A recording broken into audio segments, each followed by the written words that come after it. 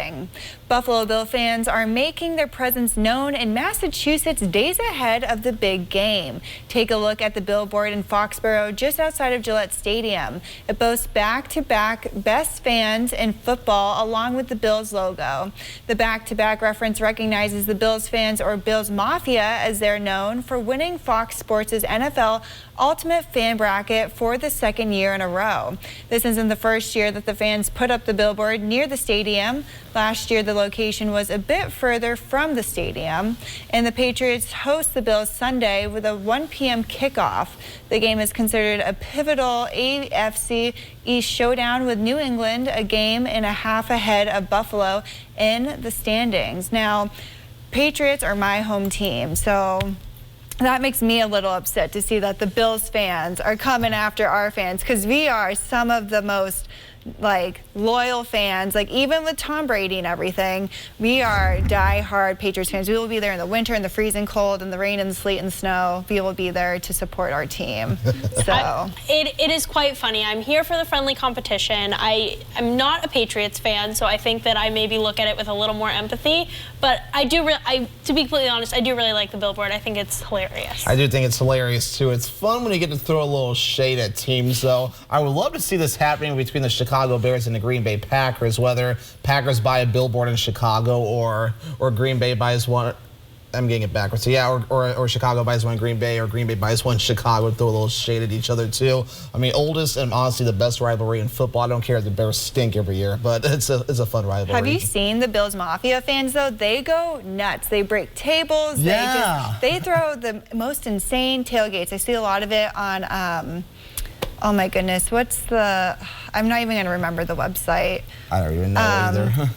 Dave Portnoy's website. Barstool Sports. I'm glad you know that, because I didn't know that. They always have all the Bills Mafia, just craziness happening. Yeah, breaking tables. So they do have some intense fans, so I will give it to them that they deserve the billboard. I never understand why they break tables, but with that... That's a little crazy. Well, something else is that your DNA could actually determine whether or not you like your coffee black.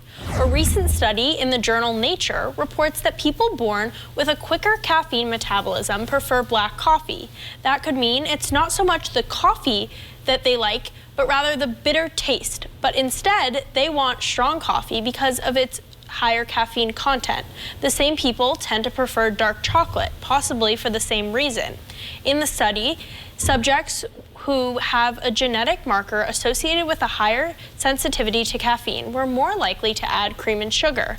Researchers hope the study will further their understanding of health benefits associated with both coffee and dark chocolate. Okay, well, I think this is especially interesting because I'm not a coffee drinker at all. I never have been, but I absolutely love dark chocolate. So what does my DNA say about me? I want to know that too, because I'm just like that. I do not like dark or black coffee, but I do like some of the more, I guess, coffee-style drinks that need to be, I guess, sweetened. Is probably is that the right wording? I need it sweetened, because I've tried bitter coffee and I just can't do it. But I love dark chocolate. See, I am a coffee drinker, but I am such a baby about my coffee. I have to have my cream and my sugar. It has to be all sugared up. I'm an iced caramel latte type of gal. I am starting to be better with just like an iced mocha and starting to get a little bit away from all the sugar. But I do like to have a lot of stuff in my coffee. I can't drink it black. Do you put marshmallows in it? And I joke, in coffee. I jokingly ask you that because you love putting marshmallows in hot chocolate. I love my marshmallows. I love a Dunkaccino, excuse me, which is coffee and hot chocolate. Which, have you had one yet? We had discussed it a few months ago. I'm sorry, say that again. A Dunkaccino. It's a coffee and a hot chocolate together. No, I haven't, Dunkin'. but that sounds kind of tempting. You should try it this weekend. Yeah, that sounds pretty tempting. Obviously, I may have to wait till Sunday because everything will be closed over the weekend for the holidays. But meanwhile, though, something that's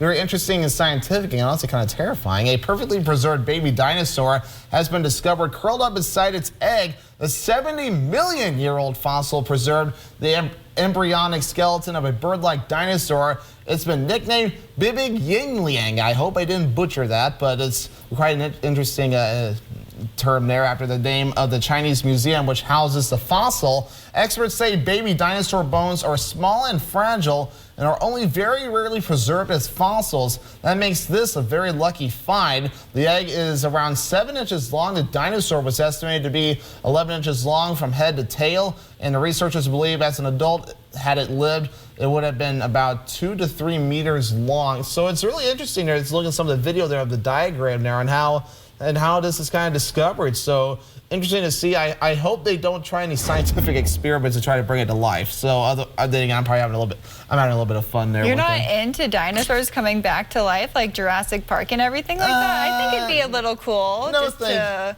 see what they'd look like and hear them roar and everything. I don't know. That means a lot of buildings will get destroyed. I think it's awesome. I think it's so cool. Immediately I think of the elementary schoolers that are learning about dinosaurs, and they have this study to look at. I would have been psyched as a fourth grader. It is very interesting, though.